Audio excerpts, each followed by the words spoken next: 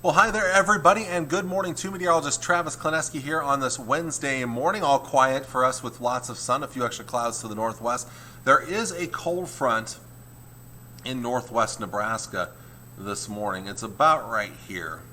And that frontal boundary will bring a few extra clouds to those areas today. Might even trigger a couple of showers and storms in northwest portions of the state. Now, by later today, that front is just entering the picture in the northwest corner of the local 4 viewing area. And it's just behind that front. We're going to watch for a chance of rain and thunderstorms towards the end of the afternoon or early this evening. It's not a great chance, but there is a chance out there. I'll back this up just a little bit here. You see around, even after dark, there's a chance, but then later in the night, they quickly fade away. So we'll watch for a few thunderstorms being a possibility, but later in the night, then fairly quiet. We'll just see a few passing clouds overnight. So by tomorrow morning, that front looks like an area of low pressure right there, and then that front attached to it right about there. But that front is actually going to retreat back to the north as we get into Thursday. So we are not done with the hot weather yet. We're going to see another fairly toasty day on your Thursday. Temperatures back to the 90s, lots of sunshine. Then that front starts to advance back southward as we get into Thursday night, as more showers and thunderstorms will be possible across northern portions of Nebraska Thursday night. Now you'll notice there a better chance up in South Dakota, and I think that's where the best chance is.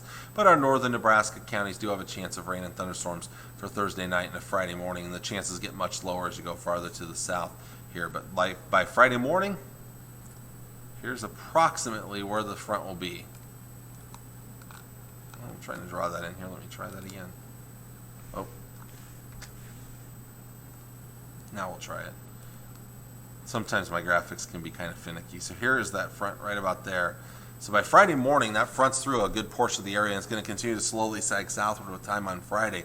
Behind that front, cooler temperatures are expected, and there's still a small chance of rain and thunderstorms for the Tri-Cities during the day on Friday. Now let's look at the severe weather risks the next couple of days. Now for later today, this evening, far northern, northwest parts of the local 4 viewing area, and then up into the Panhandle in Nebraska, those areas have a small chance of severe weather for the risk of wind and hail. Heading into tomorrow, better chance in northern Nebraska where there is a slight risk of severe weather. I do think the best chance will be in South Dakota. Where that marginal risk area is, I think that chance is pretty slim. Not zero, but pretty slim for some severe weather. We can't be completely excluded. And then Friday, another marginal risk of severe weather, this time farther south as that cold front continues to push southward, southern Nebraska, northern Kansas, and a slight chance of some severe weather. And again, all these risks mainly for wind and hail. Temperatures for today back to the 90s, nearing 100 out west. Notice northwest Nebraska not quite as hot because of that cool front, so Gordon there at 93. That's still toasty, don't get me wrong. That cold front's not making a big difference, but maybe not as many of those triple digits like yesterday. 60s and lower 70s overnight tonight again, so very similar to the last couple of mornings. Looking at tomorrow, another day in the 90s, nearing 100 in southwest Nebraska before the cooler air arrives. 60s and lower 70s for Friday morning. And then Friday, here comes the beginning of the cool down. It's still going to be very warm. Upper 80s to near 90 in the Tri-Cities, some 90s to the south and southeast, cooler 80s to the north. It's the beginning of the cool down that comes in heading into the upcoming weekend. So summing up those 3 days, again, not much for rain, small chance on Friday. Otherwise, lots of sunshine, mid-90s today and tomorrow, upper 80s on Friday. Cooler on Saturday and mainly dry weather expected. We'll see highs in the low to mid-80s. The lows Saturday morning also a little cooler in the 50s.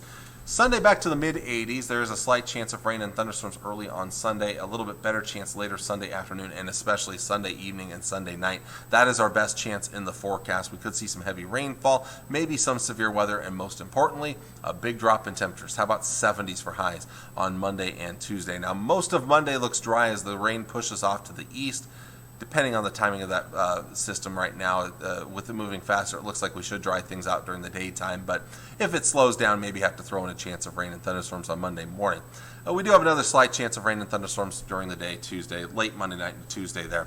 Highs on Tuesday back into the 70s. The long-range forecast model trends show, again, going from much above average today and tomorrow, the cooling trend heading into the weekend, and then below average Monday and Tuesday.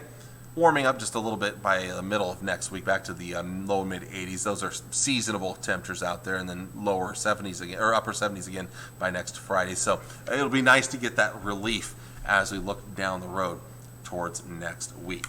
Before we wrap things up, let's look at the tropics. Laura here, and I'm going to back this up real quick here. Laura As of just prior to 7 o'clock, the latest has it out as a Category 3 hurricane, so that is the newest from the National Hurricane Center.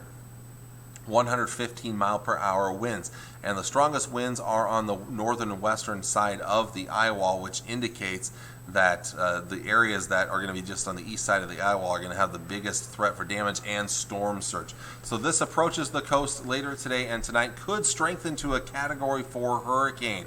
It makes landfall somewhere around a 3 or a 4, and whether it's a 3 or 4, that's a difference of maybe 5 miles per hour. Either way, it's going to be nasty near and east, especially east of the eye wall there. So that's not good news for the southwest parts of Louisiana. So really, it's this area right here that would see the worst of it with storm surge that could push up to 30 miles inland on shore there. That's not going to be good things. Plus the winds could cause big time significant damage. So here's kind of the area where we're looking at here, Lake Charles area. I think that's kind of an area that stands to get hit very, very hard with this.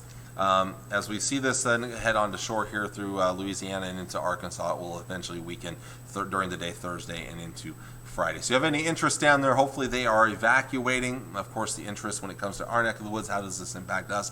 Gas prices. We'll probably see gas prices go up in the coming weeks ahead because of all the oil rigs in the Gulf of Mexico. Again, I'm going to back things up real quick here.